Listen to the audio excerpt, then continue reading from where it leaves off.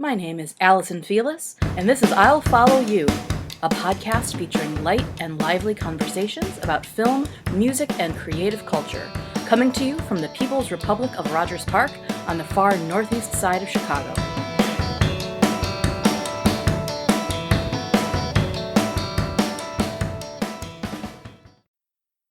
Just this past week, my band, the Felis Cremins Band, released our latest album.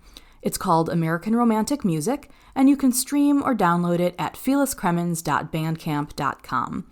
I'll be sure to put a link to it in my show notes over at queenofpeaches.com as well. To mark the occasion, I asked my bandmate and partner, Brian Cremins, to join me to chat specifically about the making of the title track, the song American Romantic Music. Rather than slogging through a whole boring track-by-track rundown of the entire album, I thought it might be instructive to focus just on this one song, because I think the process by which it came to be written and recorded is particularly illustrative of the way that we collaborate. In addition to our chat, you'll get to hear how the song progressed from its first demo to its first live performance to the final recorded version that's the heart of the new album. Many of you will be familiar with Brian's work as a writer and scholar, but he is equally insightful about listening to, writing, and playing music. So I really think you're going to be delighted by our conversation here. Brian first started playing guitar when he was 16, and he joined his first bands while attending Dartmouth College in the 90s. Some of the most memorable of these bands were the Frost Heaves, Hamlet Machine, and Wonderland Accident. While in grad school at the University of Connecticut, he played guitar and sang in the rock trio The Confessors. They played all over the East Coast at notable venues including CBGB's, TT the Bears, and Toad's Place, and lots of other clubs that have been turned into parking lots since then. In Chicago, he's played with and written songs for the bands 1000, Short Punks in Love, Tiny Magnets, and Pet Theories. Though primarily self-taught, Brian has been studying jazz guitar with John Mulder for the past 4 years and is currently also learning to play the oud. Here's our conversation about the making of the song American Romantic Music.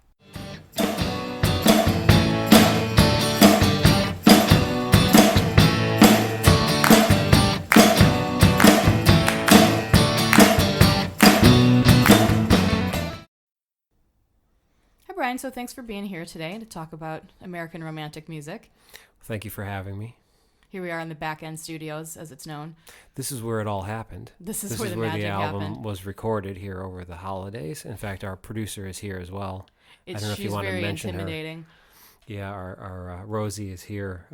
She's sleeping at the moment, but we'll see if she decides to vocalize it all during this interview. Well, it's much like many producers you've known in your day that just like go and do coke in the bathroom and then they emerge. Yeah, I won't name any names, but that did happen. We think that happened back in the 90s, but only the folks I played with and some of our friends might know. He was a good producer, though, the guy that did that. But, stuff sounds good. Yeah. So just to start things off, I thought that I would tell the story sort of where it all began, like the actual story of my life that then, sort of wends its way into writing and then music and all that. So just to kind of set that up. And how we collaborated on this particular song, which is the title track of this EP or album that we just finished. But it does kind of bring the whole set of other songs together, I think. Yeah. I mean, that's why we named the album after it. American Romantic Music. Right? So this would have been midsummer 2002. So I graduated from college in 2001 and sort of had an aimless year where there was a potential that I was going to move to New York and have an internship at like an entertainment magazine, and that didn't happen. And then my grandmother got ill, and I spent 6 months living with her in Northwest Indiana, sort of as her primary caretaker. And then, she eventually entered hospice care before she passed away. And then after she did, I had to sort of decide what I wanted to do. I'd been living in Indiana, and I hadn't really been applying for jobs or anything. And I had friends from high school who were living in Chicago. And, the drive from Northwest Indiana to downtown, I mean, at that time when traffic wasn't bad, I mean, I could, be there in 45 minutes. And so, yeah, I would take 94 to 55 and then get on Lakeshore Drive and then take Lakeshore Drive all the way up to Rogers Park. And on one of these occasions when I was coming to the city, I was coming to visit my friend Casey, who was going to Loyola University at the time. And, I would come spend weekends. And even while my grandmother was still alive, I would drive up and I'd have someone else would come and take care of her for the weekend to just kind of give me a break. And we would go see movies and stuff. And so that was the plan for whatever weekend that was. And I remember it as being hot. I remember it as being sort of August or September when it was still pretty warm out, and driving up Lakeshore Drive. And I had this old Chevy Lumina that, I think it was like a 93 Chevy Lumina, and I drove it all through high school. And that was sort of my primary car for most of my teens and early 20s. And the alternator would always go out, and, and it was a little touchy here and there. And so I was driving up Lakeshore Drive, and I know now, sort of just based on my knowledge of the city, that I was in the far left-hand lane and was heading north towards Rogers Park, and, doing 50, 60 or however fast I was going. And it was Friday night, just before rush hour. I mean, it was probably 4 o'clock or something, and, daylight, since it was late summer. And all of a sudden I felt the car completely stop going. And I, rolled to a halt. And like I said, in the far left-hand lane, on Lakeshore Drive. And so I put my flashers on, and I was kind of like, okay, well, this sucks. And I had my first cell phone ever, thank God. You did? Okay. Yep. And was able to, I don't remember if I called 911 or 311, but just sort of, said, hi, I'm stuck in the left-hand lane of Lakeshore Drive and need a little assistance, and just prayed that everyone saw me in my flashers and would drive around me, which they did. I mean, I didn't get rear-ended or anything, because, again, it was just before rush hour, so it wasn't super, super crowded. So eventually I think the city came, and they towed me off Lakeshore Drive into a parking lot. And they were like, see ya, because the city doesn't care. And so I think I was still on my dad's AAA plan at the time. And so I called the AAA number, and they said, where are you? And I said, well, I'm off Lakeshore Drive in a parking lot near the beach. And I think that I had seen, on the side of the road as the guy was towing me away, whatever the city numbers were, 4800 North or whatever it is over there. And I'm at 4800 North. And whoever this person is at AAA, they don't know what 4800 North means. And they're like, I need a zip code. And I'm like, I'm on the beach. I don't know what the zip code is. I'm in, and which is insane, because it's if I were on the highway, I wouldn't know what the zip code was on the highway. Right. So I ran over, there was some little snack bar or something on the beach, and I very, very desperately was like, what's your zip code? And the sweet lady behind the counter said 606 whatever. Told the person on the phone, and they said, okay, well, we'll dispatch a local tow truck to you. And so I sat there, and since I was on my way to meet my friend, at that point then I called him on my cell phone and was like, hey, I'm really sorry, I broke down, and I'm on my way, and I'll let you know once I get to a garage, and then we can figure out a way to meet up. So you were at Belmont then? Were you at Belmont Harbor? Yeah, north of that, though. I think I was off Lawrence. I think I was between Wilson and Lawrence. Oh, where those parking lots would be. Okay, I'm trying to picture sort of over by the soccer fields and everything over there. Okay. Yeah. Yep. Montrose Harbor, kind of over that way. And so eventually this guy, local tow truck guy, came and found me, and he was the nicest guy. He was so nice, and asked me what had happened, and I told him, and it was just getting to be sort of dusk. It wasn't dark, but it was sort of golden hour. And he got me on the back of the truck, and he said, well, where do you want to go? Do you have a garage that you want to go to? And I was like, I'm from Indiana. I don't know any garages, so please just take me wherever.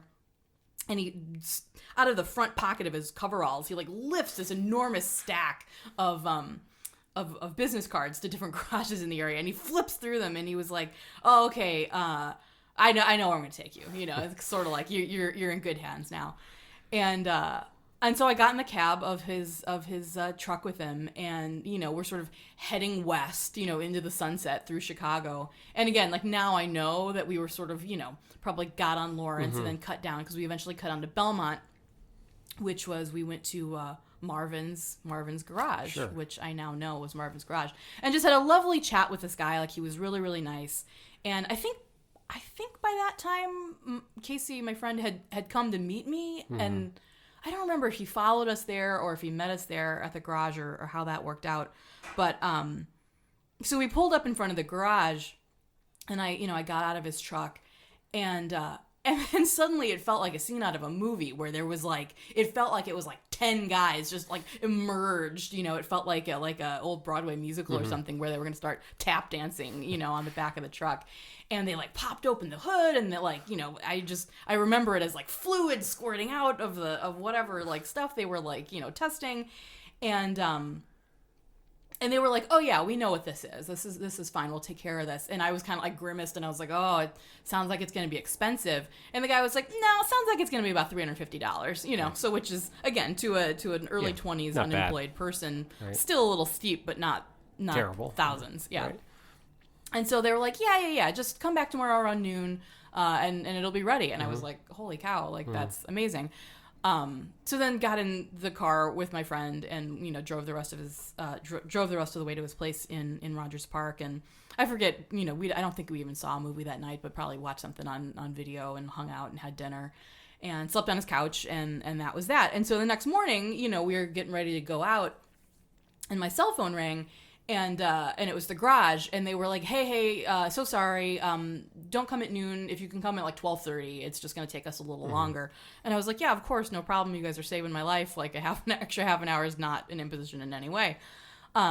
So we drove down there, and then I got into went into the little house, you know, connected to the garage, and they, you know, had me sign a bunch of the paperwork and pay for everything and give them my credit card. And you know, and I was thanking them profusely, because, again, I'm sort of in my early 20s and just felt like this was an opportunity that was like ripe for me to be fleeced. And they just very much didn't fleece me. I mean, they were very kind and took care of it, you know, affordably and just really quickly. And so, you know, I was thanking them, and I shook his hand, and I was taking my packet of receipts and paperwork away. And just as I was getting ready to step away from the counter, the guy said, "Oh, just one more minute."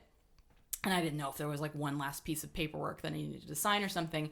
And he reaches under the counter and pulls out a burned CD that on the label had like a sticker of the logo of the garage, you know, Marvin's Garage Auto Parts or whatever it was called, with like the phone number and Se habla español.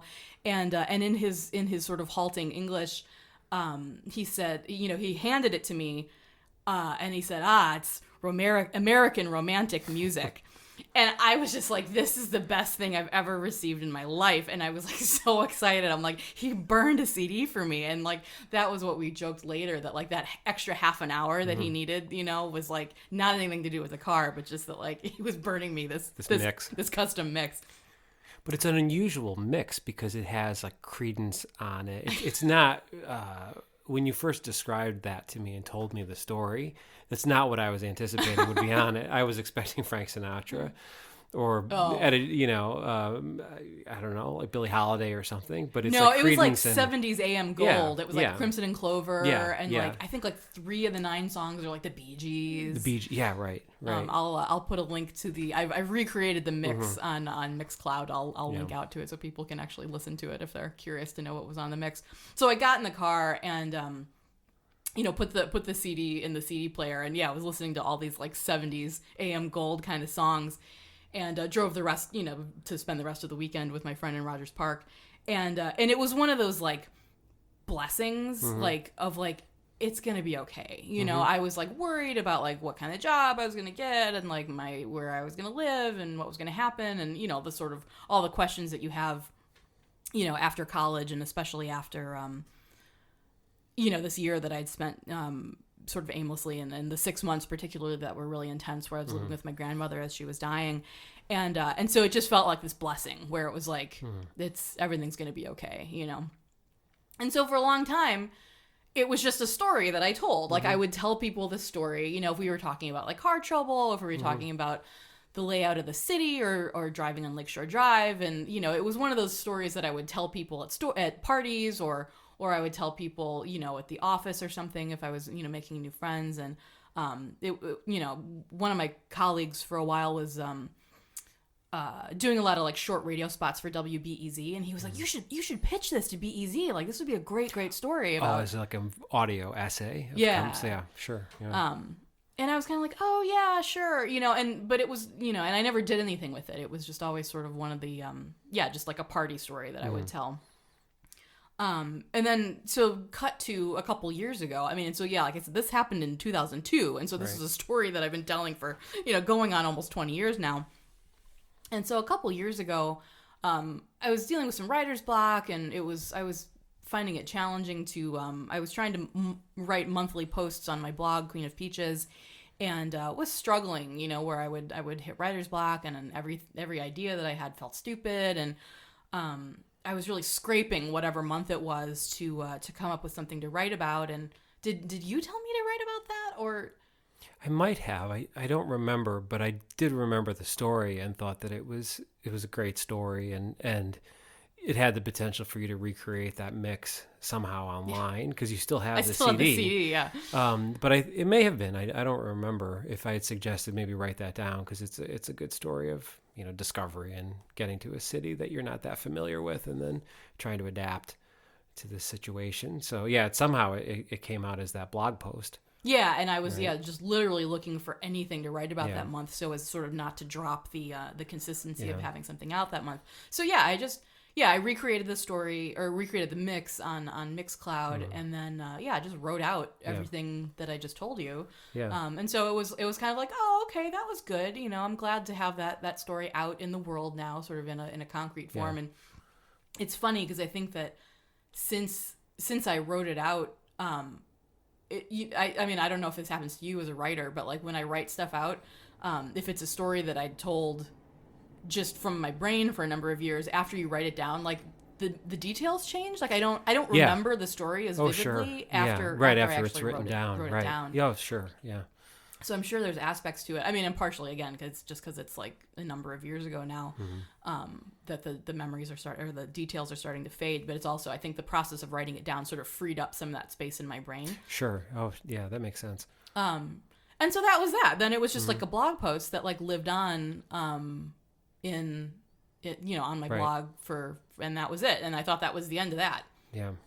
And then, so in the summer of 2018, we had taken a trip to Los Angeles to just visit friends and just take a little short vacation.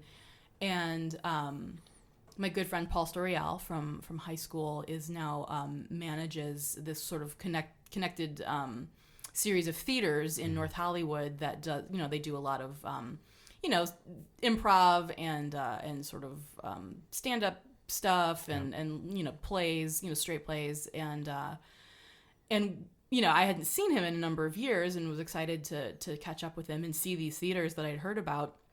And he took us on a little tour, and it was deadly hot that summer. I mean, it was really warm. Yeah, it was very warm.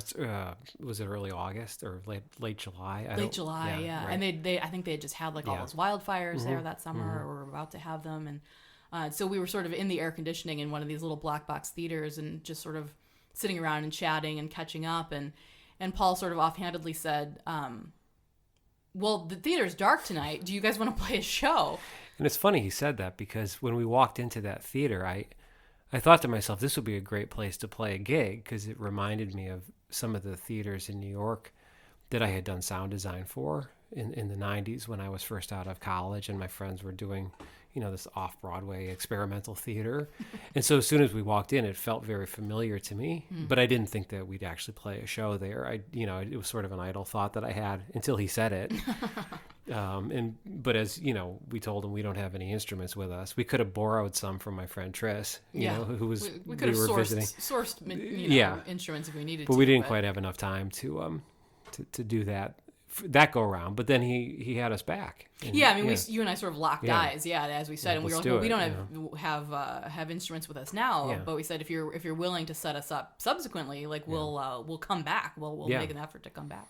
And it happened, and he booked it fairly quickly after we got back. I think at least by that early fall of 2018, we had the booking for the Sherry Theater, which is one of the ones that he manages in North Hollywood. And so then I think the challenge at that time became what are we going to perform there, because it wasn't a traditional club space. It's a theater space. And in sort of that period of time, we were sort of reimagining the kind of music that we played together too. I think that we'd had played in a number of bands over the years, and we were sort of interested in exploring what it looked like to not be genre bound, like, because I come out of musical theater and jazz, and you come out of this very DIY sort of punk thing and shoegaze through the 90s, like you said, but then you also have the theater experience, and we were sort of groping for how do we unite all these things, the two elements that we do. And so that was part of that too. I mean, because we have like a backlog of songs that we easily could have, I think we did play some of those old a couple songs. We had plenty to work with, but I think both of us felt that we didn't want to just do older pieces of music. I think we wanted to wanted to have new material for it that was site specific, that was specifically for that space, which meant we needed songs that had stories attached to them. The songs themselves might have had stories implied in the lyrics, but we needed to have spaces where we could tell stories in between the pieces of music, and that's one of the things I started to think about when it came time to write new material for that, because I wanted to have at least 3 or 4 new songs before we did that show, so that because had we done the codex happening at Dartmouth by then? We did it, so that piece with Gene, who you had on, Gene Cannonberg, a couple of weeks ago, that we did that in 2017, recorded it, did the 20-minute suite of songs, and so we had that material, and we'd done it after that at the Colvin House here in Chicago. But I'm just thinking, even as far as the explicit lines that we drew sort of in that presentation between the music that we created and New York avant-garde theatrical happening, which was helpful because we had done that at Dartmouth at the comics conference that Michael Chaney does, but we were able to explain what shaped that particular happening, because we took it really seriously and did the research on it, and we're reading up on the happenings that Laurie Anderson did or John Zorn had done, Reza Abdow, some of his sort of theater work that almost looked like was inspired by the 70s happenings. I mean, he was working in the late 80s and early 90s. So Jack Smith's happenings. I mean, at the Dartmouth show, I dressed up that little stuffed the penguin to make it look like the one that he used to bring on stage with him in some of his solo performances in the 70s. So that's true. We already had that kind of... It was sort of in our brains. We were thinking along those lines of something that was almost like a theater piece, or at least would have that feel, which is, I think, fundamentally different than playing a rock show in a club or even like a coffee house acoustic show. So we wanted it to have kind of a narrative to it. And we knew that, I think pretty quickly, we knew Tris was going to play with us on some of the songs. Just Carpenter, your good friend. Yeah, and he and I have known each other since 95. So we knew we were going to be having him play on some songs as a bassist and singer. So then it became a question of like, well, if this is going to be a unified night of music, what is it about? Is there one through line through these songs that we can shape into something that's a concert combined with almost like a performance piece, which probably sounds really pretentious. I hope it wasn't. But that was some of the thinking behind, just because of the space that we were going to be in. Again, it's a theater, it's a black box theater. And you're very intentional about this. I mean, because for me, I'm such a cheeser that I think that I'm just like, put me on stage, like put me under the floodlights. I'm happy to do whatever. But like I think that imperative came much more from your thinking, where you're always looking for what is the logic of the space, and like right. what lends itself to the space, Yeah. and so that very much came from you. Yeah, and to the musicians that we're working with, or if you and I are working together, but we knew Tris would be part of it. So like, what sorts of songs and ideas would work with us, even though we didn't play entirely as a trio. He came in and out for different pieces, but that was a question too. What was it going to sound like? And I did want it to be different from what we had done for Codex, because Codex had a level of abstraction to it, which I think the both of you had talked about a couple of weeks ago, where the words in those pieces of music could not tell specific narratives. They had to be there. What does Gene call it? The concrete life preserver. Yeah, right. I heard him say that, which is a great description. But those songs had very oblique kind of lyrics in them in a way that I hadn't written in a long time. I mean, because we didn't want it to clash with the images. We wanted something that would just support the images and give people a way in, so that it wasn't just all abstract. But it was pretty clear when we were going to do this show that the songs had to be more concrete, and we really did, in order to hold the space to for hold the 50 space, you know, because we didn't have the visual images that we had when performing Codex, where we had his images behind us on a screen. Although we did have behind us a very pretty background that was by Amara created. Lipsa. Yeah, right. Amara thankfully did that for us, and I think that was an extension also of what we had from Codex, that we wanted some kind of visual element.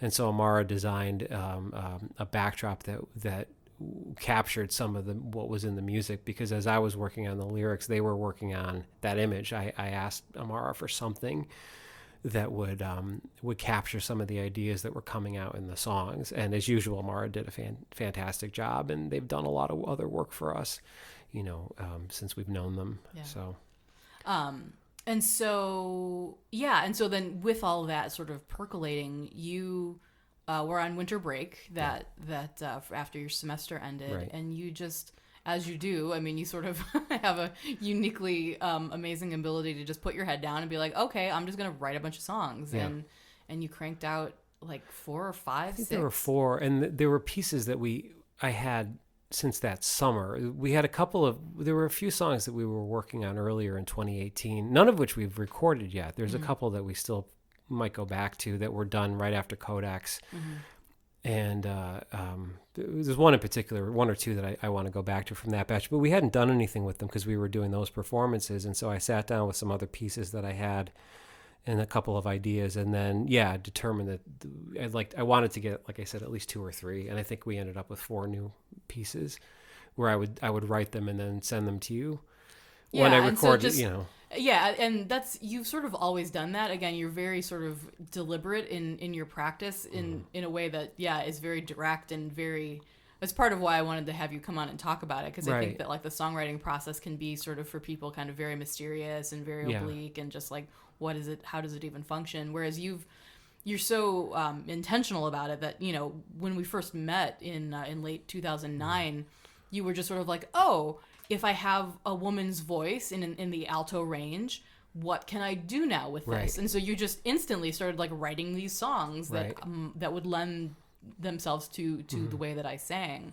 And I learned that from, we mentioned Tris before, but he and our friend Andy Kahan, the 3 of us were a trio for most of the mid to late 90s, into the early 2000s. And a lot of what I learned about songwriting came partly from them in terms of being able to write for a particular ensemble, that I knew that I had, in Tris, a really active bass player, really melodic player, and then Andy, who was coming out of really like an arena rock tradition. Tris and I had the punk background, but he was listening to Boston and Cheap Trick and had grown up with that because he was a little older than the 2 of us. I mean, I was the youngest, and Tris is in the middle, and Andy was the oldest. And so it became an interesting question of how to write for that context, which was very different than what I had done in college, where I was lucky enough in college to be around a group of other kids where we were all writing songs. It was like a friendly competition, and if you were in a band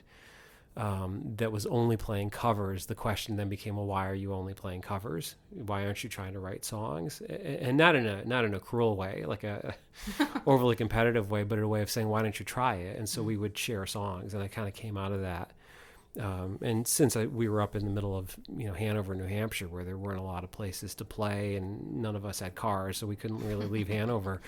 We would share our song ideas via our 4-track tape recorders, and hopefully got better as we went along. And I maybe sound nostalgic about it, but there was an innocence to it that I look back on very fondly, that we were purely doing it for each other. There was no thought that we were going to be able to post this anywhere, because it's long before you had the platforms we have now, like Bandcamp and SoundCloud.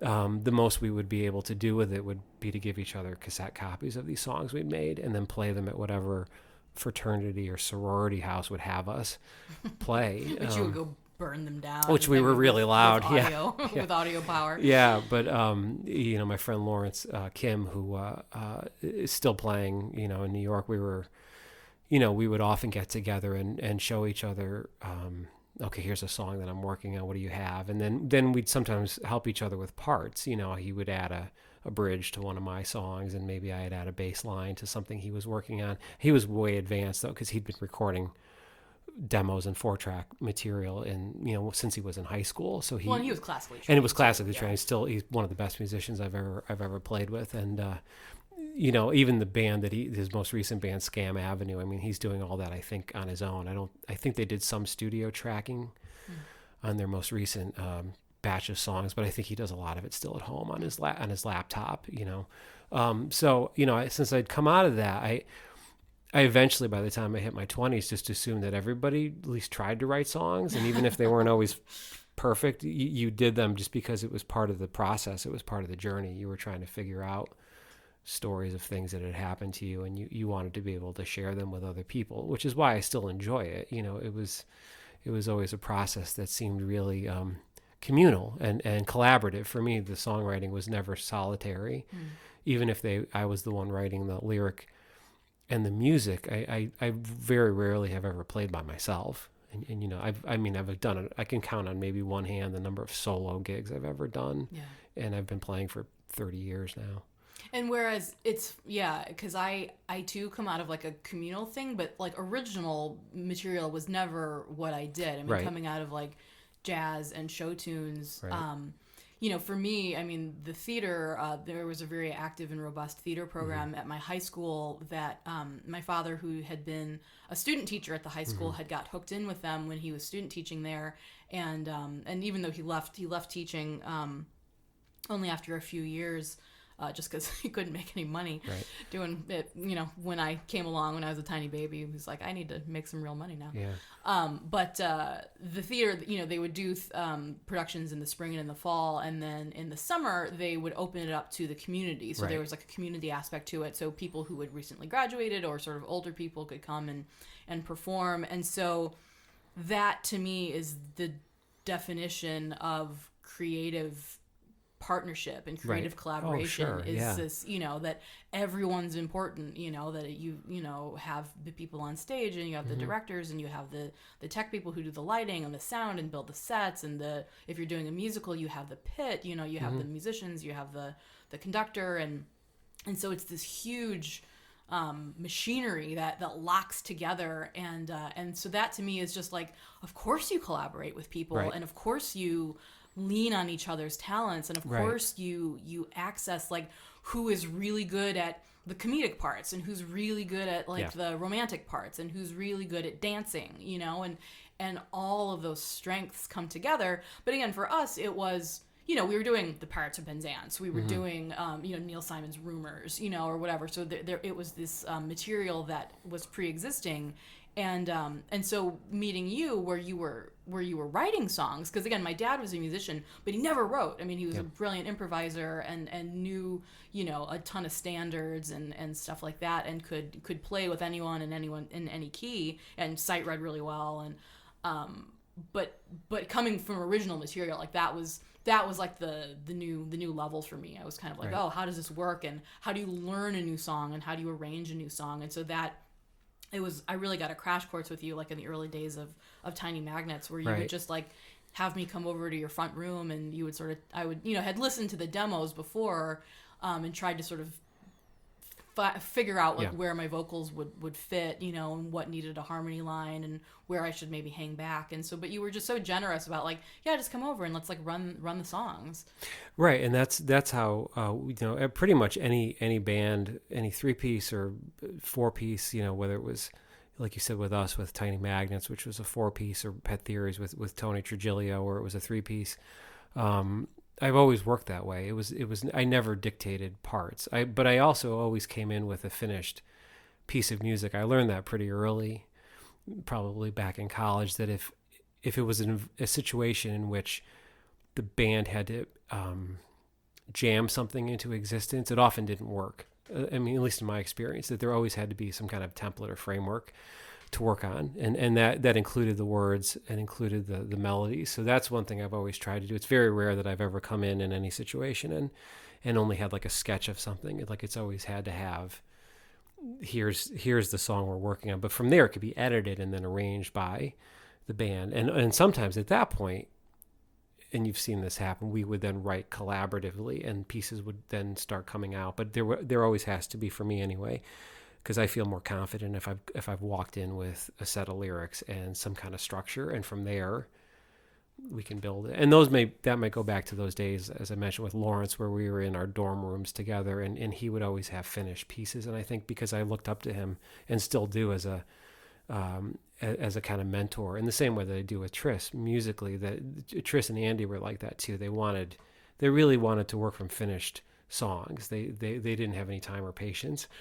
to start jamming ideas in a rehearsal room. Well, right? And they not only, they were not shy about telling you, put that guitar down. If they hated the guitar you were using. Yeah, if they didn't like the Rickenbacker on some songs, they'd say, we don't want that on there. That part doesn't work. They were, again, never mean about it, but were very clear about what they thought was working and what wasn't working at all. And so, I think that leads especially in the context of the sonic world that you guys had sort of created together. Right, which is the case with this one. I mean, in terms of this batch of songs, again, I knew we had to write something for that space, but I didn't necessarily know what they would be. So there was no grand arc or set of ideas when I sat down that January to start writing them. But what I noticed is, as I was writing the new batch of songs that I knew we would hopefully play if they worked, or if they were any good, which is sometimes the case. You may write a bunch of new ones, but they're not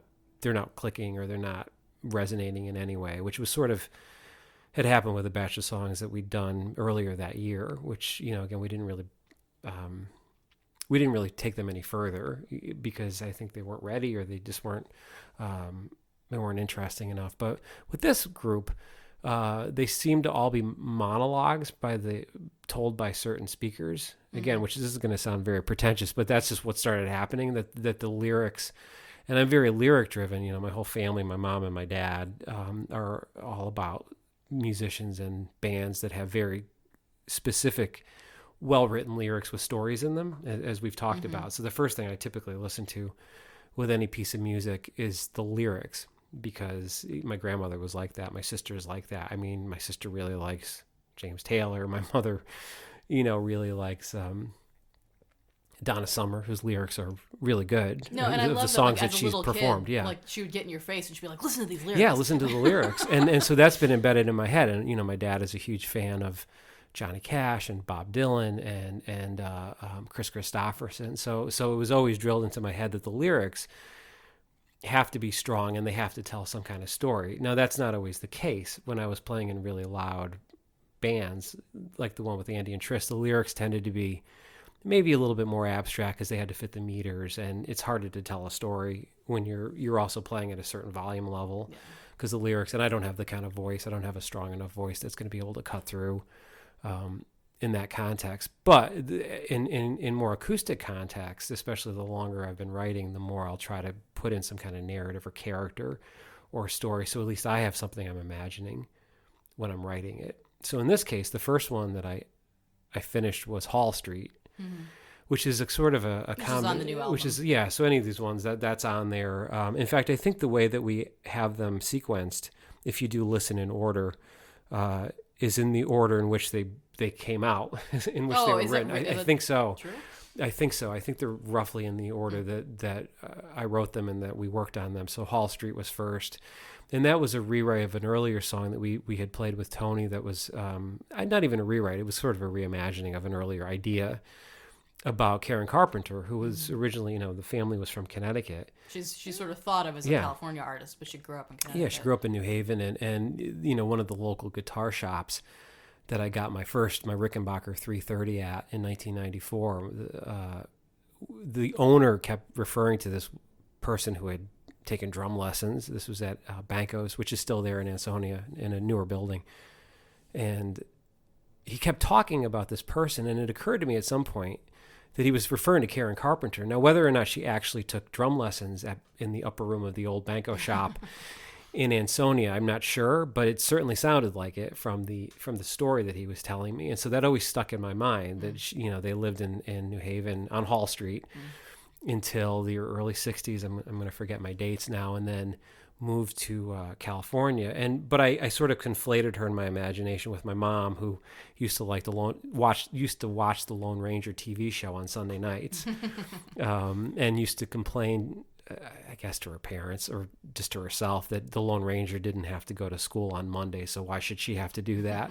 So I just imagined the two of them maybe both watching the Lone Ranger as little kids, little dark-haired girls. Yeah, one in Oakville, Connecticut on Bamford Avenue, and the other one on Hall Street in New Haven, because I think they're about the same age. I think Karen Carpenter might be a year or 2 years younger than my mom. But anyway, that was the idea for that one. And then as the other songs came out, they all tended to be these first-person narratives. So that was sort of told from the perspective of Karen Carpenter and from my mom, this kind of composite character. And then Strummer is told from my cousin's perspective, because he was Mr. Hospitality for the Webster Theater in Connecticut and made chili and other dishes for bands like The Clash. So I imagined him having a conversation with Joe Strummer backstage, because he was a roadie and a technician, but when he wasn't on the road was working at that theater with different bands. I think he said he also made food for Billy Joel. He had a whole bunch of stories that he's told us. He brought all those old the old photos and stuff too. Yeah. And so that came out, and then I think the next song was King of New Britain, which was another idea that we'd had for a long time, going back to Tiny Magnus, which was about Tris and the apartment that he had in New Britain in the mid-'90s, which was memorable, not for the right reasons. It wasn't the best place, best apartment, but it was home. So that was the idea of calling him the King of New Britain. I did approve it with him. He did get a laugh out of it. And we mentioned a lot of those bands in that scene, from that period. The little less spoken word part in the middle. Some well known, some not known, like our band.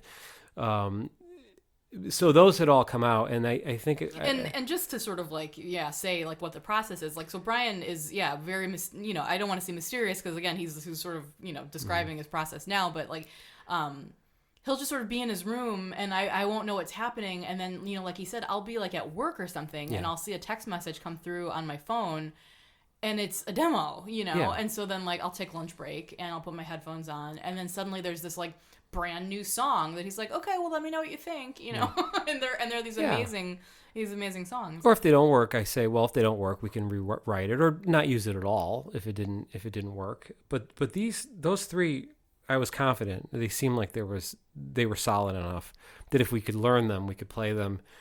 And I think so. It was those three, and then I think American Romantic Music was the fourth one, because there was a fifth one that we played, which was a tribute to Mike Peters of the Alarm, which we haven't recorded yet. We're still that one. I don't know. We'll see if that one actually works or not. But I knew that we needed one more, and it seemed to me that we needed one that was in your voice. And I don't know how conscious I was of this, because I probably was sitting there trying to think of one more song, because I felt like there needed to be at least one more original new piece that we could put into the set with any older songs or covers that we did. And so that was the one that came out last. And, I had a progression that I thought would work.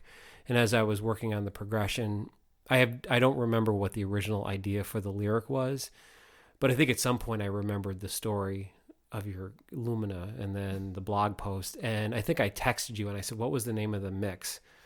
Yeah, because I started thinking about it, and I thought that if I had the name of the mix, it might give me an idea for the lyric. And then you said, "Oh, yeah, American Romantic Music is the name of the song." When he gave it to me, yeah. And I said, "All right, well, that's a title. It's not going to fit in the lyric." But from there, then I was able to sort of, basically, I just tried to imagine you having broken down on Lakeshore Drive and then getting towed to the garage and the conversations that you had with the folks. And initially, I think I was going to try to either quote from or mention the songs that were on the disc, because you still have it, and I found a copy of it. But that was ridiculous. It didn't work, and it didn't fit the lyrics. And so that was sort of the origin point of it, lyrically speaking, because I thought it would give you an opportunity to tell your own story, not a story about Karen Carpenter or my mom or about Triss or about my cousin Jimmy. It would give you a way to sort of bring in some of your experiences as a way to bring the night together of all the other songs that we had done. And I can't overstate how magical it was to like I said, I was at work and you texted me this demo, and I took lunch. I took my lunch break and then put on my headphones, and to listen to you through a song retelling the story that had sort of haunted me for how many years. And it was the story that everyone kept saying oh, like I said, my coworker was like, oh, do this as a WBEZ radio piece. And I don't know if anyone had ever said oh, do a Moth story slam about it or something, sense. And that was just really profound, that it was this is the ultimate form of what that story always was trying to be. Yeah. And it needed, 16 years to get there, right. which I'm very impatient, and I like things to happen right away, and I like things to be obvious and broad, and the fact that it finally transformed, I don't know, I was just my mind was blown a little bit by it. Yeah. I was so moved by the fact that you remembered the story, and that then you were able to take it and refashion it into this thing. And I was like, okay, now something real is happening here. Something spiritual is moving in right. this way. And I think that was when I finished the demo and the draft of it. I thought it was the strongest of. I liked the other songs, but it seemed to be the one that brought together the ideas that were in the other three that were already written and that we may have already practiced. I think we had already started trying to work with the other ones that I just mentioned, but this was the one that felt like it brought the others together and brought a conclusion to it. Should we listen to a little bit of the demo now? Sure. Yeah, the original demo that I sent you. Sure. 2, 3, 4.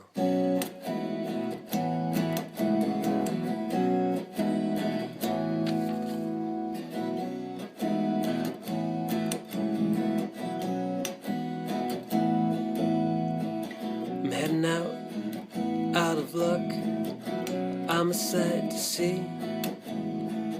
I don't mind if I'm drifting, it all comes down to me.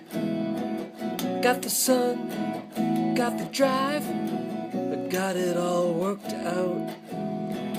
Here it comes just like that. Close my eyes till I find out. Till I find out.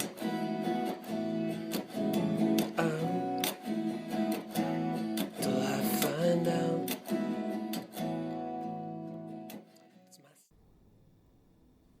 So that's the original demo of American Romantic Music that Brian sent to me. In late 2018. And so do you just want to talk through a little bit, we talked about the lyrical inspiration, but everything that went into writing the chord structure and stuff like sure. that, where you're at with that. So those songs were all written on my Gibson SG, which is an unusual guitar to write those kind of songs, because we've performed them acoustically and they're recorded acoustically. That was just sort of the nature of traveling, from Chicago to LA to do this show.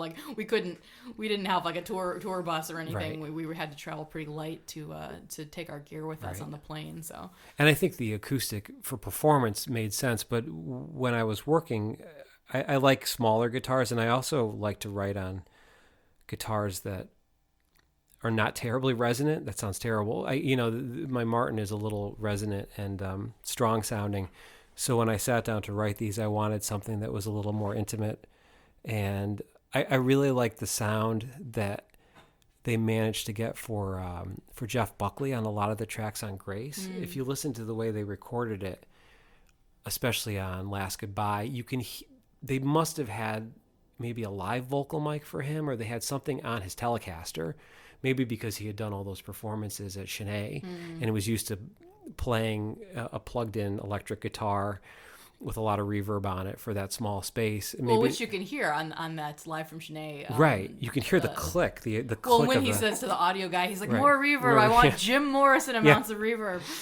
And so you can hear the click, the attack of this, the pick on his strings, but you then hear the actual electric guitar. So you're hearing the amp, and you're actually hearing the close miking of his guitar, I think. I mean, that's what I'm hearing on it. I don't know if that's actually how they did it. But I've always liked that sound where you're hearing the sound of the guitar coming out of the amplifier, but you're also hearing the actual pick on the strings, or your fingers on the actual strings of the instrument itself, which doesn't necessarily get picked up. I mean, for example, if I have the SG here, and if I'm just strumming on it, that's a different sound than when I dial in the amp. Yeah.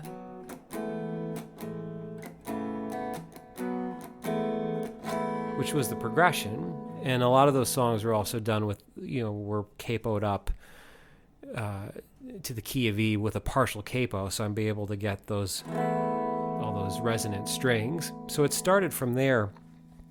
And as I was working on it, I've been taking lessons with the jazz guitarist John Mulder for 4 years now. And John's just a brilliant musician and composer.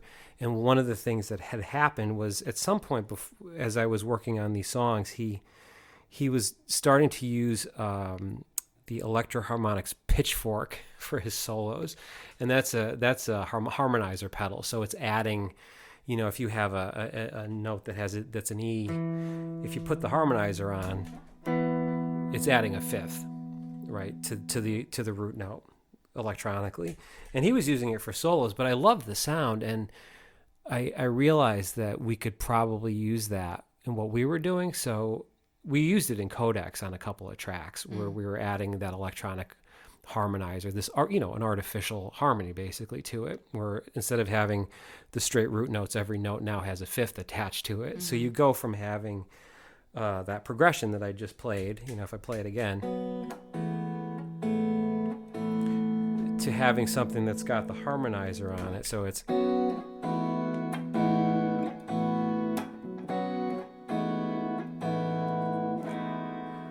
and one thing John has always stressed with me, and I'm sure his other students, is that much like what you just said earlier, once you establish a certain sonic landscape, whatever that is, whether it's the key signature, the kind of voicings you're using on the instrument, or sonically, if you are manipulating the sound with echo and distortion or harmonizers like that you have to stick to that. You've created it, you've created the world that you're in, and now you need to explore that world. So, and I thought of that when I was writing it, because I was only going to use that harmonizer. And in my case, it's a Digitech whammy pedal, which I had back in the 90s just to make noise with, and didn't use any of those. And the earlier iteration of the whammy pedal wasn't as subtle or responsive. And especially if we're going to talk like gear talk, the original ones like I had that we were using in like the shoegaze bands that I was in the 90s, the technology was older, so they couldn't get a clean sound. You really, to get that, you would have needed to use some kind of Eventide harmonizer, which were studio grade pieces of equipment that were just inaccessible to, and not something you would use in a live setting unless you had a roadie that could move your gear around. But initially, I was only going to throw that on in basically the bridge of the song, to let it sort of hang there, right? But then when I went back to that progression, something was missing. And then I thought of what John told me. He's like, once you establish that as the sound, you have to stick to it, because now it's part of the narrative that you're telling. You have to be faithful to that particular sonic world that you're in. And so that's how we use that. We even tried to play the song a few times without that. and it never worked. And that becomes a musical issue too, because if now I've added all these fifths, your melody is going to change. Right. If we take those out, the whole harmonic structure of the song shifts. Right. So we had to leave them in there. And it works just as well on acoustic. I mean, again, it was written on an electric guitar. But if you process an acoustic, it actually sounds even more interesting, because you hear the acoustic itself, which is obviously louder than an unplugged electric guitar, and then that information coming out of the amplifier. So you get this illusion of two different things happening, which I think made sense for the lyrics. And I only think of this in retrospect, but because there's sort of almost a dialogue between you as the narrator and then maybe some of these folks at the garage, or like an implied narrative. I thought it was kind of cool. Again, only in retrospect. I didn't think of this at the time, to have like those two voices, literally, because if you're adding these fifths harmonically, you're adding other voices to the actual song. So it seemed to make sense.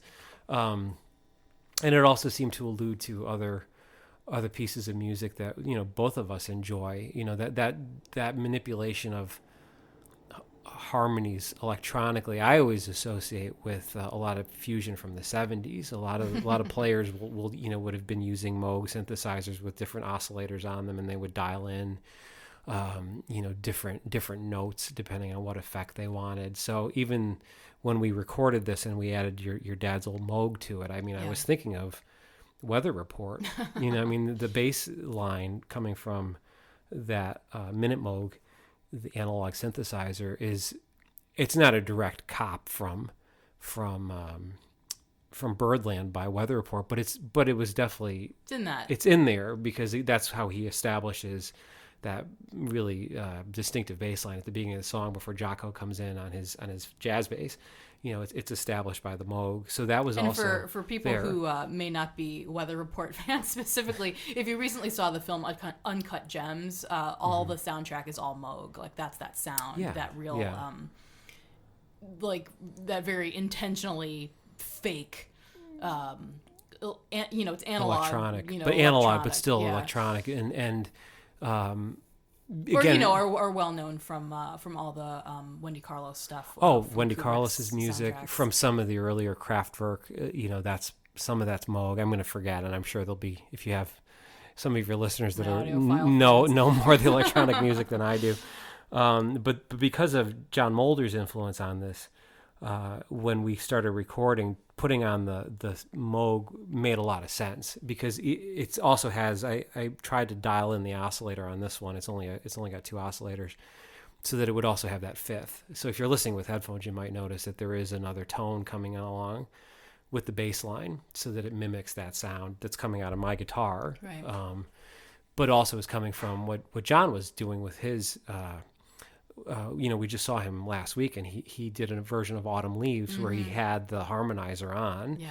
And in addition to kind of reharmonizing the song the old-fashioned way, where you're redoing the chord structure or just putting in different chord substitutions, that adds a whole other level. I think he even said before he and his the organ trio started the song, he's like, well, we're going to do Autumn Leaves, but it's gonna freak you out. It's gonna freak you out, with that electroharmonics pedal. But I loved it. I think and it worked so well. It worked for that perfectly. Song. I mean, it had that sort of spookiness to it, which was really cool. Yeah, which I think would have worked even without the harmonizer, but it is fundamentally so artificial sounding that it becomes kind of interesting after a certain point, because if you're using it on a piece like that, like Autumn Leaves, which is so emotional and melancholy, having that sort of artificial sound over the top of it, I think adds a level of interest and keeps it from being overly sentimental. Mm-hmm. That's the other thing that I was hoping with this song. I in any of the stuff we did recently is I didn't want it to have like an overly sentimental or corny feeling to it. And so I think adding those different kinds of harmonies or different subtle tricks, I think hopefully helps with that. Well, and then also, I mean, then that just, so you bring all this to the way that you're arranging it and writing the guitar parts and stuff, but then, I had my moment of profundity when I listened to the original demo, but then it's like, then the collaboration has to go into effect. And so then we have to figure out, well, how are we actually going to perform this as a duo?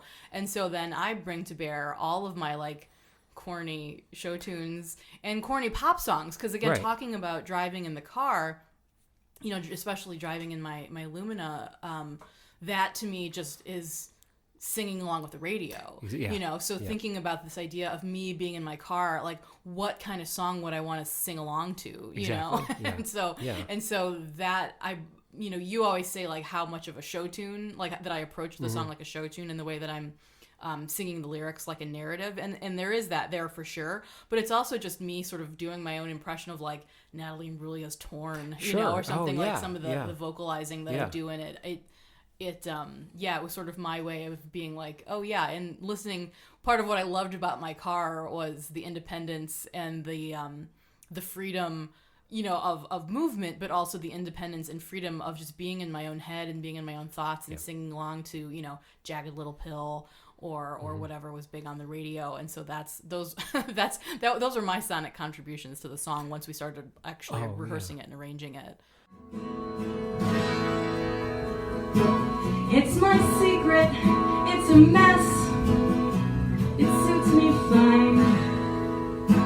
Bright like Christmas, white as the moon, a legend in its time.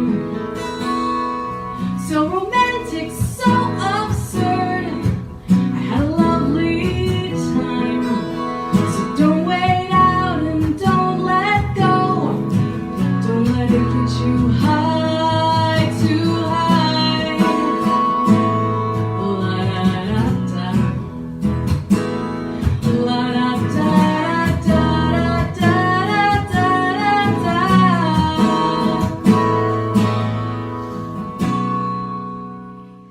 And I think I think you can hear that now, because one thing I noticed after played it in Los Angeles, or even when I was hearing you rehearsing it, it was clear that you were treating it like a show tune, which I thought was exciting, because in the demo, it's sort of my default sort of Lou Reed-ish sort of delivery. I just will never forget that, like, when we were early days, when we were first, playing together, that you were, I don't know what you said, but you were like, yeah, I always aim for Sinatra, and if I hit Lou Reed on the way down, then I'm doing okay. Yeah. But what's interesting about this one, when you started singing it and phrasing it in a way that was closer, I thought, to a Broadway show tune. My favorite, or one of my favorite Lou Reed solo records is Songs for Drella, which is the tribute that they did for Andy Warhol a couple of years after he passed away, and they performed it at the Brooklyn Academy of Music. And I don't think I realized it at the time, and whenever that album came out in 1989 or 90, but it's a set of show tunes. I mean, it is him trying to do a performance piece, which they did as a duo. It was Cale on piano and then Lou Reed on guitar. But if I go back and listen to that record now, which I remember at some point in the 90s, I think he was interviewed about it, and it hadn't done as well as New York, which was the album that was almost like a comeback for him, because it was sort of velvet sounding and the lyrics were really strong. And Songs for Drella was the follow-up, but it didn't quite get the same amount of press. And he was asked to describe it, and he says, well, it's like a biography, but it's in musical form, so it's a full narrative, but it's probably, I think he said it's its own genre. It's biography rock or something. I don't think that was the phrase that he used. And I realized now that's one of my favorite albums, and I can't think of another record that's quite like that, where that's a whole sustained hour about one person with different voices coming in and out. And so I think that kind of loops back around to the idea of your Jack Smith and all the New York downtown avant-garde theater stuff. That's right, which is how they basically performed it as a more modern version of a happening at the Brooklyn Academy of Music when they did it. I don't think they even did that many performances of it. But when you started singing this one in that way too, as more of a show tune, the song started to make even more sense, because it already had that embedded in it, because of that influence that I have, and you were able to kind of bring that out more, which creatively, I think, I've been thinking about that more now that these are done, to see what we could do with that next. Not consciously, because I try not to plan these things out too much, but I am curious to see what door that would open next. Well, because, then after we played that, so we played the show in LA on January 4th, 2019, and it was really exciting. I mean, not only because, we got a chance to travel and play at this different theater and play with with Tris, you don't get to play with as often anymore just because of distance. But it also felt like, oh, wait a minute, we're like unlocking a new kind of way to be together musically, right. Where it is, it's original material, but like in this theatrical space that then allows us to do what we're doing right now, like tell these stories and really stretch out. Because I joke to people that a lot of times, folks who come to see us play, and even when we were in the rock band configuration, they would be like, "Oh, you guys are so good," which we are good, and like we're good musicians and the songs are good. But I also think that a lot of what people relate to with us is just the warmth between us, and it's the stories, I think. Exactly. And I think that we sort of hit a point with this batch of songs where, because they have more of those narratives built in, we're able to then tell the stories behind the songs. And so therefore when we played them in Indiana, we did that show, another theater at over the summer. L'Arc-en-Ciel theater headed up by Paul and Angelo in Cedar Lake, Indiana. Which we structured in the same way as we did the LA show. And even the most recent show we did at the Colvin House, which was it's a different kind of a environment, but we still had, because we weren't the only only performer on the bill. But I think I've been thinking about that a lot lately, and the songs that are more recent that round out these ones that we just finished are an extension of American Romantic music. I mean, because again, they're narratives about one of our friend's dogs, in that case, because I thought she deserved a song of her own. And another piece that's about our friend Amara and friends Amara and Danielle out in Los Angeles, and another one that's about another friend of ours. So they started to come from that same space that those initial batch of songs came from. And I think that was partly because when we performed this and when you started singing it in that, again, more show tune way, it gave me ideas as to say, oh, this is what we could probably do next as a batch of music. And is also just related to, it's an extension of that collaborative instinct, that it's the collaboration is not just the two of us, it's the ghosts. And we always say that. I mean, that's the lyric in the song itself is these ghosts, these dreams, that we always talk about, and especially as we've been doing these sort of weirder, more cabaret style performances, is that they're summonings too. All of our spirits and our ancestors and our friends who have passed, who we love, and people we know. Whether it's Lou Reed, who we don't know personally, but has been an influence on you artistically, or if it's friends of ours who we'd collaborated with who aren't around anymore. It's important for us to have those voices in what we do. Oh, sure. Yeah. And that was having Triss as part of it, because, we have a running joke that our band, The Confessors, was a lifetime sentence, and we're all still part of it, even though, we sadly lost Andy almost 20 years ago now to cancer, but we never broke up. We decided that was sort of this lifetime commitment that we had to playing music. And so I still think of it in those terms every time we play live or we record. Yeah, I think of those folks that we can't collaborate with anymore on this level. And that's part of the joy of making this stuff, is to say, well, we're still here. So since we are, we're going to keep creating this material because we wanted to tell certain stories or to bring back the memory of people that aren't able to tell their stories anymore. And I think that's what a lot of these songs were like, which again sounds very sad and melancholy. And I don't think that they are.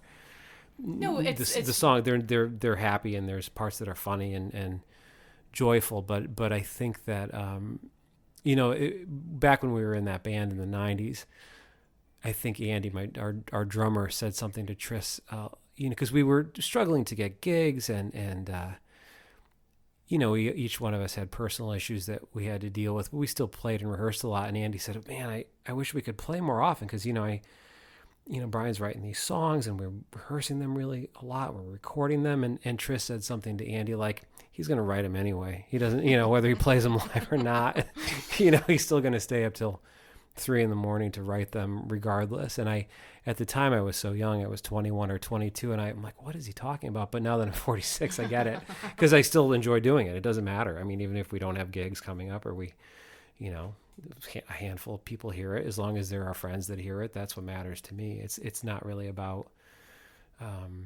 getting well known or famous or something. Yeah, because you're very you're one of the least tortured musicians that I know, as far as you know, you don't sort of slave over these songs and feel angst about the and maybe process. Someone will listen to them and say, I could see he doesn't slave over them.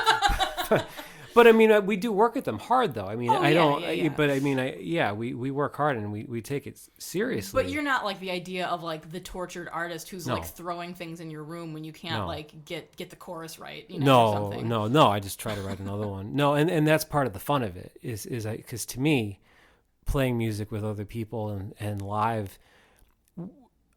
That and maybe when I'm teaching or in front of the classroom are the only times where I'm not anxious. And we've talked about this before. Yeah. Those are the spaces where actually I feel comfortable and happy.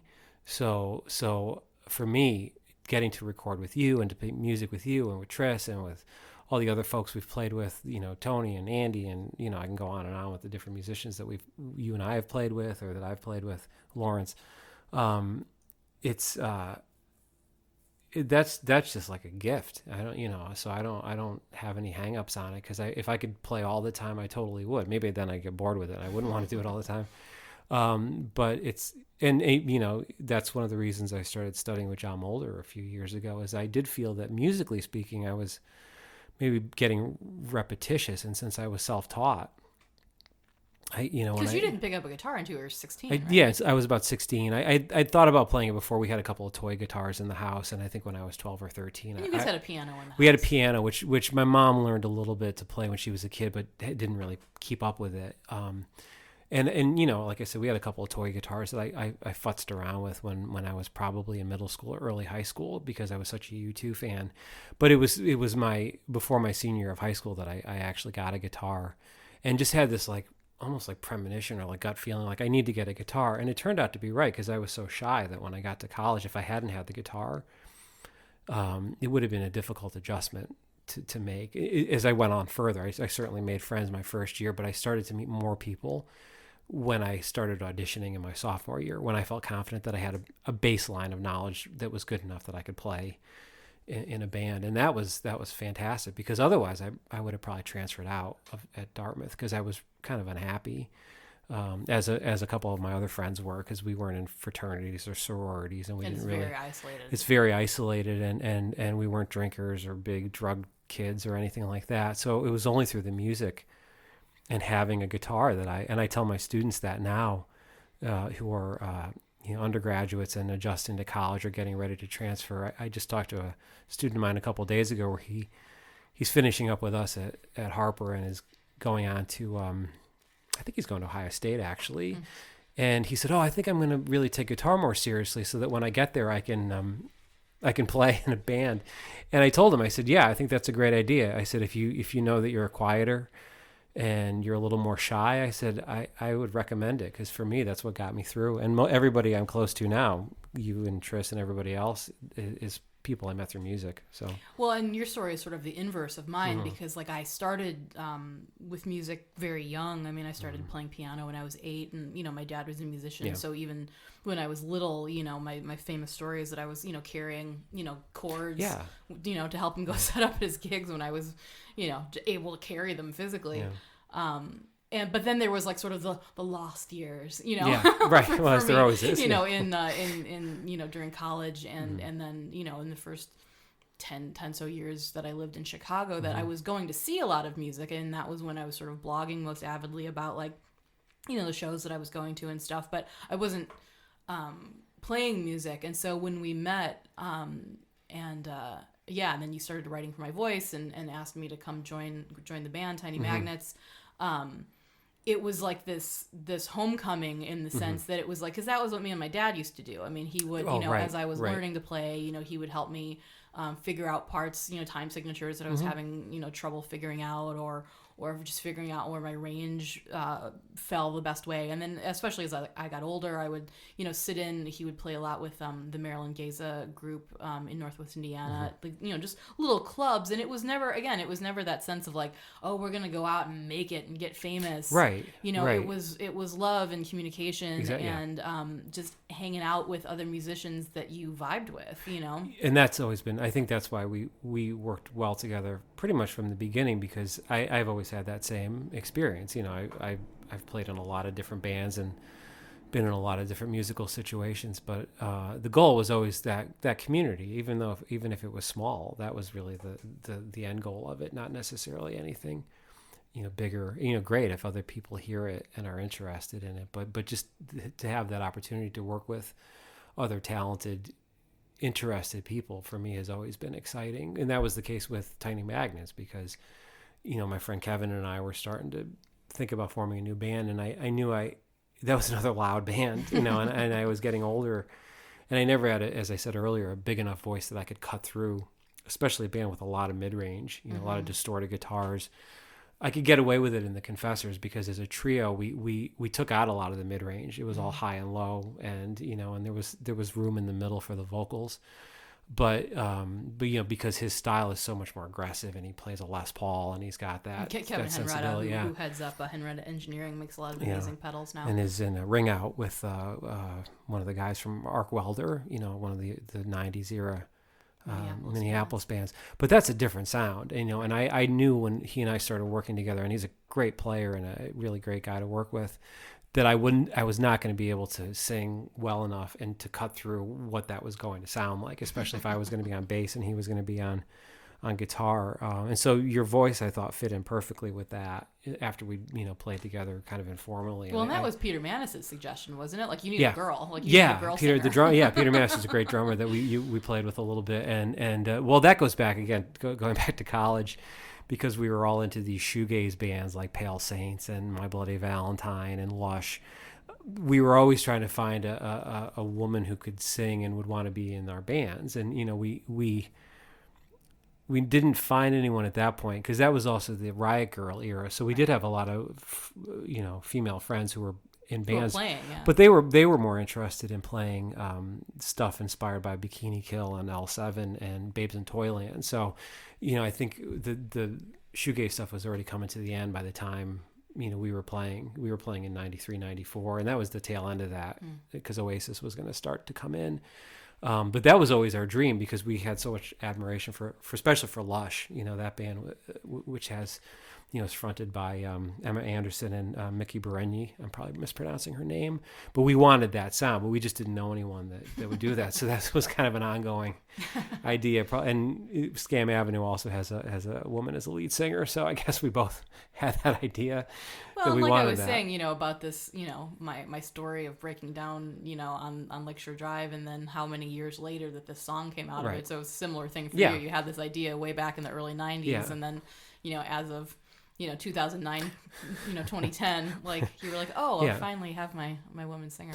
But it because, again, like you said earlier, it's a different texture. It's a different voice to write for. That's what's exciting about it, because, my range is different than yours, and you're also very trained and have a much wider vocal range, which for me was exciting, because then I could be writing in the same way that I wrote for Andy and Tris and the Confessors, who were so much more experienced and so much more masterful than I was at that time as a musician, that meeting you and then having someone that could really sing and could do harmonies and could read music and could adapt these things was exciting. And that's what's always fun for me whenever we're doing like musical collaborations.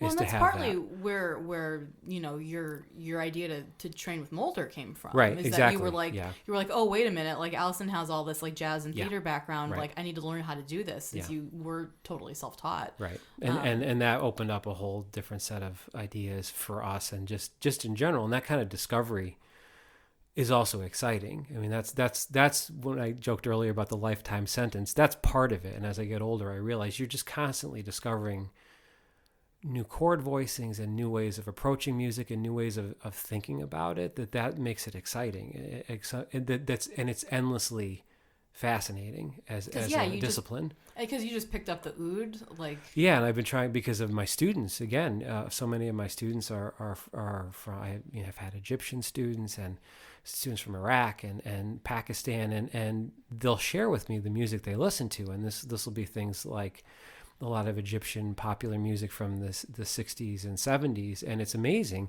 But, we're talking about totally different scales and different approaches, microtonal music, and it's exciting to hear it. So that's why the more I was exposed to it recently through my students, the more I wanted to say, what instrument can get that sound, and it's the oud. So now I'm trying to learn that and adapt some ideas to guitar, which has been exciting. And that's what for me has always been so exciting about music is as you said, almost like a spiritual discipline. It's just endlessly open to new ideas and possibilities if you keep up with it, though. That's the trick. And I'm always sad when I have friends who've been musicians for years and sort of drift away from it. And that's natural. Like you said, there's periods, like you said, where you are not doing it as much, or you weren't for a while before. I just didn't have anyone to play with. I mean, I'd auditioned for a number of bands that I was like going on Craigslist and finding, trying to find bands that were looking for singers, and just nothing ever stuck. And it was a bummer. I mean, because it was like, something that I really, like I said, grew up with and felt missing from my life. And so, it was such a gift to meet you and experience your openness,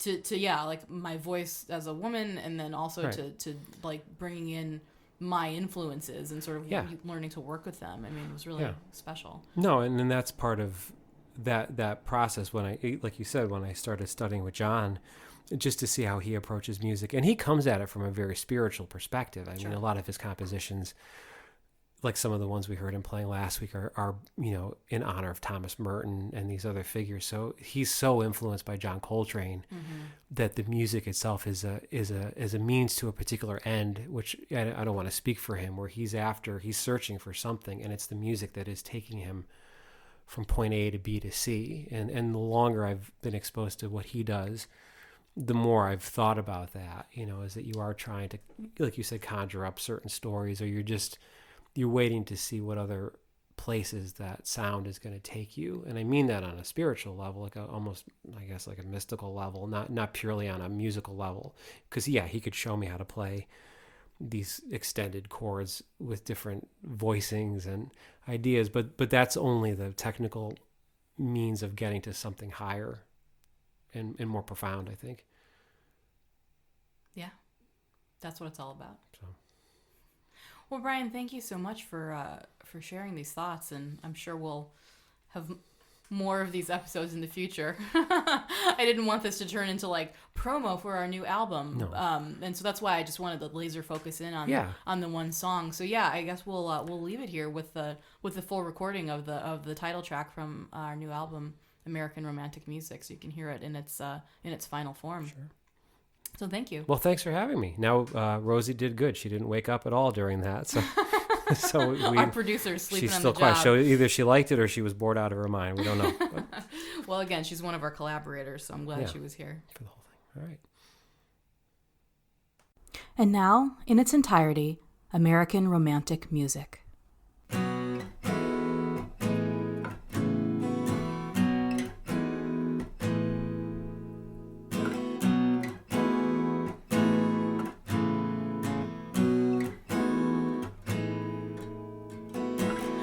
Heading out of luck, I'm a sight to see.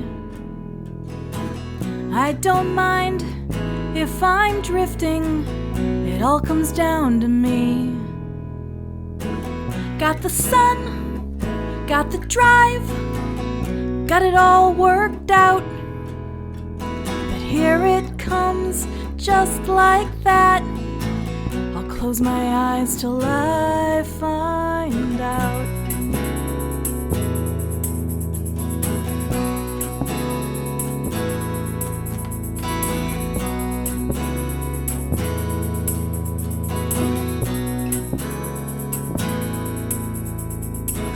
It's my secret, it's a mess, it suits me fine.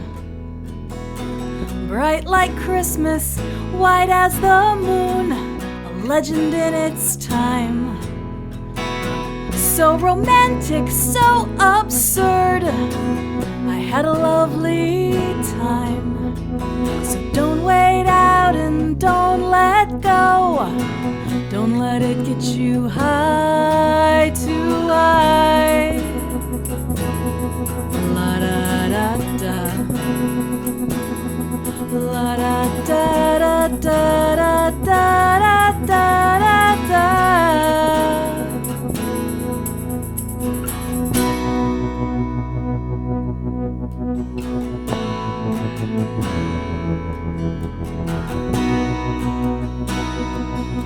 Well,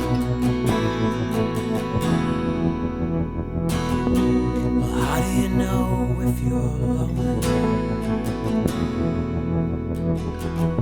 And how do you know when it's time?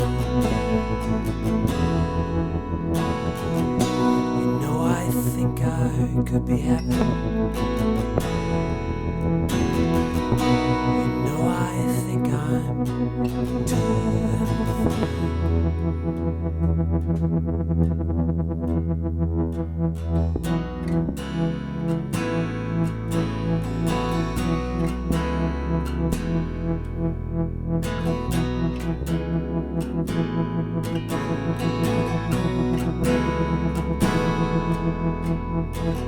Thank you kindly, thank you all, thank you just the same, for looking out and looking down on what remains. These ghosts, these dreams, they look just the same. So close my eyes and fill it up and lead me back again, again, again. La da da da, la da